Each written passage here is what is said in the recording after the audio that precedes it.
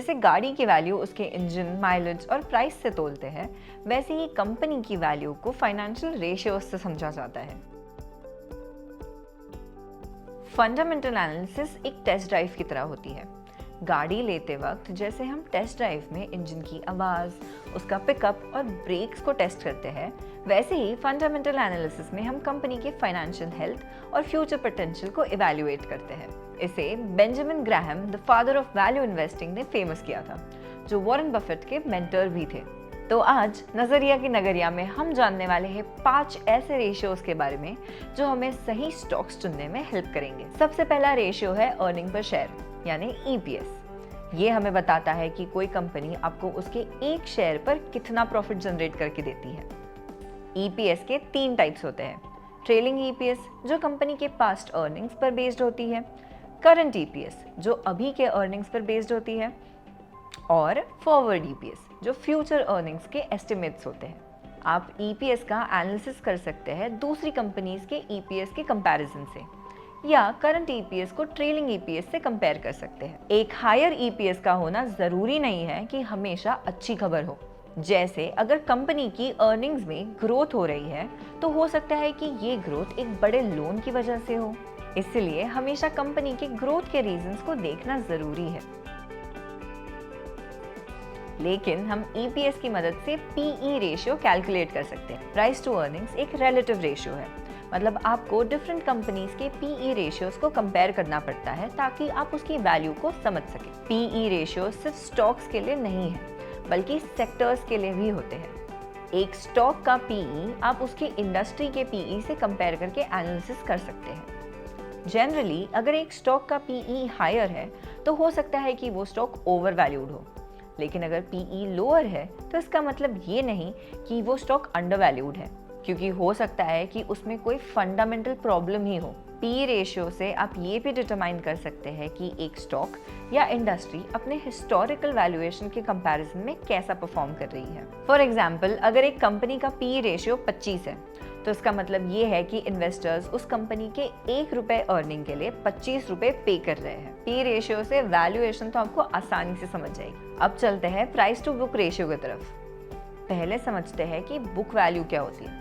Book value basically वो value है जो तब मिलती है जब कंपनी लिक्विडेट हो जाए, यानी अपने सारे एसेट्स बेच दे और लोन्स चुका दे।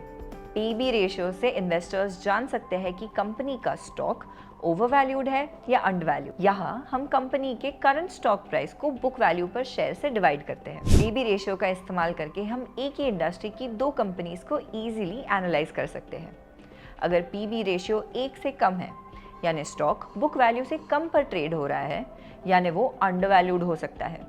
अगर PB रेशियो 1 से ज़्यादा है, यानी स्टॉक बुक वैल्यू के ऊपर ट्रेड हो रहा है, यानी वो शायद ओवर वैल्यूड है। हालांकि PB रेशियो सिर्फ टैंजिबल एसेट्स जैसे मशीन, बिल्डिंग को काउंट करता है और brand value, intellectual property, patents को कंसिडर ही नहीं करता। इसलिए इस रेशियो के कुछ इंडस्ट्रीज जैसे IT में रेलेवेंस ही नहीं रहा। ना ही ये रेशियो ग्रोथ प्रोस्पेक्ट्स और मार्केट सेंटिमेंट्स को कंसिडर करता है। चौथा रेशियो है रिटर्न ऑन इक्विटी यानी ROE। ये रेशियो बताता है कि कंपनी अपने शेयर होल्डर्स के पैसे का कितना एफिशिएंटली यूज कर रही है। अगर आप किसी कंपनी में इन्वेस्ट कर रहे हो तो नेचुरली आप ये चाहोगे कि कंपनी उस पैसे का अच्छा इस्तेमाल करे और ज़्यादा प्रॉफिट जनरेट करे। इसका फॉर्मूला है net income divided by share holders equity. अगर ROE ज़्यादा है तो इसका मतलब कंपनी एफिशिएंटली प्रॉफिट जनरेट कर रही है। फॉर इंस्टेंस, अगर एक कंपनी का ROE 15% है तो इसका मतलब ये है कि कंपनी अपने शेयर होल्डर्स के कैपिटल से 15% रिटर्न जनरेट कर रही है। हाई ROE जनरली इंडिकेट करता है कि मैनेजमेंट एफिशिएंट है और कंपनी अपने कैपिटल का अच्छे से इस्तेमाल कर सकती है। हमारा आखिरी रेशियो है डेट टू इक्विटी रेशियो यानी DE रेशियो।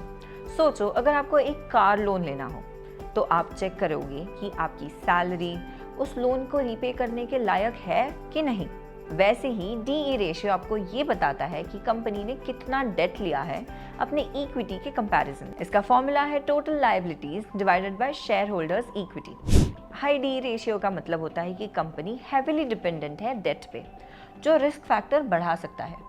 लो डीई रेशियो जनरली इंडिकेट करता है कि कंपनी ज़्यादा स्टेबल है और अपने इक्विटी का अच्छे से इस्तेमाल कर रही है, यानी ज़्यादा लोन भी नहीं ले रही। फॉर एग्जाम्पल, अगर एक कंपनी का डीई रेशियो 2 है तो इसका मतलब है कि कंपनी के पास 2 रुपए का डेट है हर 1 रुपए की इक्विटी के अगेंस्ट। ये रेशियो देखकर आप समझ सकते हो कि कंपनी कितनी फाइनेंशियली स्टेबल है। तो गाइज, ये थे वो 5 एसेंशियल रेशियोज जो मार्केट में इन्वेस्ट करने से पहले आपको समझने चाहिए। अपने हिसाब से पूरी रिसर्च करें एंड कंप्लीट एनालिसिस ज़रूर करें। वी होप कि ये रेशियोज आपके इन्वेस्टमेंट डिसीजंस को इन्फॉर्म्ड बनाएंगे। अगर आपको ये वीडियो पसंद आई हो तो लाइक करें, शेयर करें और नज़रिया के चैनल को सब्सक्राइब करना ना भूलें। मैं हूँ आपकी होस्ट सानिका, मिलते हैं नेक्स्ट वीडियो में।